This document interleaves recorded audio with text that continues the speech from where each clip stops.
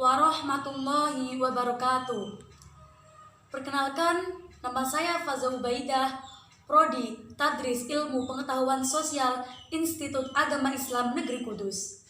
Jadi di sini saya akan menjelaskan ruang lingkup dari kartografi. Sebelum kita belajar mengenai ruang lingkup kartografi, alangkah baiknya kita mengerti terlebih dahulu apa definisi dari kartografi itu sendiri. Kartografi sendiri berasal dari bahasa Yunani, yakni karto atau charto yang artinya permukaan bumi, dan graph yang artinya gambar, sehingga dapat diartikan kartografi adalah ilmu yang membahas tentang penggambaran permukaan bumi. Baik, di awal tadi saya sudah menjelaskan mengenai definisi kartografi.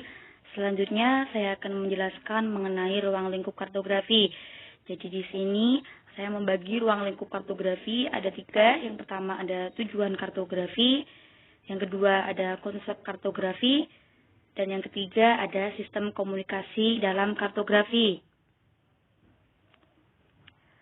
Pembahasan pertama yakni tujuan kartografi adalah untuk mengumpulkan dan menganalisis data dari data lapangan yang berupa unsur-unsur permukaan bumi dan menyajikan unsur-unsur tersebut secara grafis dengan skala tertentu sehingga unsur-unsur tersebut dapat terlihat dengan jelas, mudah difahami, dan dimengerti.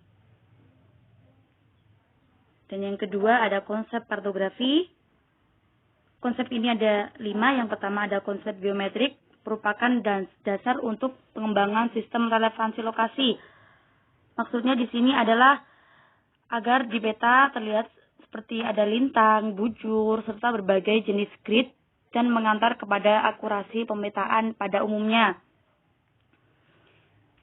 Yang kedua ada konsep teknologi. Kartografi diterima sebagai teknologi untuk memproduksi peta, dan peta diterima sebagai media untuk menyimpan informasi keruangan. Dan yang ketiga ada konsep penyajian. Konsep ini dilatar belakangi oleh kepentingan tentang apa yang dilakukan dalam bidang kartografi dan hubungannya dengan disiplin pemetaan dan disiplin terkait lainnya. Yang keempat ada konsep artistik. Konsep ini dimaksud untuk menerapkan tentang kualitas visual. Maksudnya adalah pemberian warna pada peta, pola pada penggambaran peta, dan karakter garis. Dan yang kelima, ada konsep komunikasi. Konsep ini menunjukkan tugas pokok kartografi sebagai sarana komunikasi yang efektif melalui penggunaan peta. Ada ruang lingkup kartografi yang ketiga yakni sistem komunikasi dalam kartografi. Maksudnya di sini adalah sistem komunikasi dalam kartografi pertama adalah keadaan dunia nyata atau real world. Dan yang kedua adalah konsep kartografi atau cartograph conception. Dan yang ketiga adalah map atau peta. Dan yang terakhir adalah pemakai atau recipient A. Berarti dapat disimpulkan ruang lingkup kartografi seperti ini. Yang pertama data lapangan. Maksudnya adalah data yang diperoleh dengan cara melakukan pengukuran langsung atau terjun ke lapangan. Yang kedua ada pengambilan data, maksudnya ialah fakta dari lapangan yang didapat lalu dikumpulkan menjadi data sehingga dapat diutarakan dengan jelas dan memfahamkan. Ada yang ketiga, pengolahan data atau manipulasi data. Yang keempat ada simbolisasi. Dan yang kelima, memasuki fase pempraktekan atau penggambaran peta karena kita sudah terjun lapangan dan mempunyai data tersebut. Sesudah penggambaran, berarti peta tersebut sudah jadi atau menjadi sebuah produk.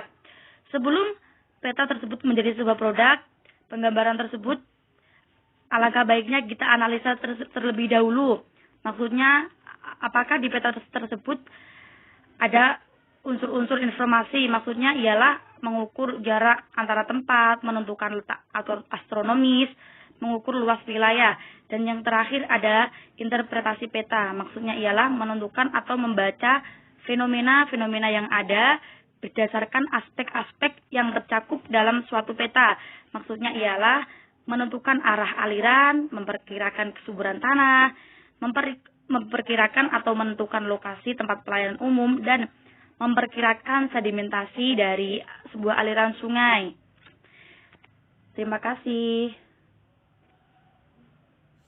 Berikut teman-teman penjelasan saya mengenai ruang lingkup kartografi. Semoga kalian semua yang telah menonton dan mendengarkan penjelasan dari saya dapat paham dan dapat mengerti.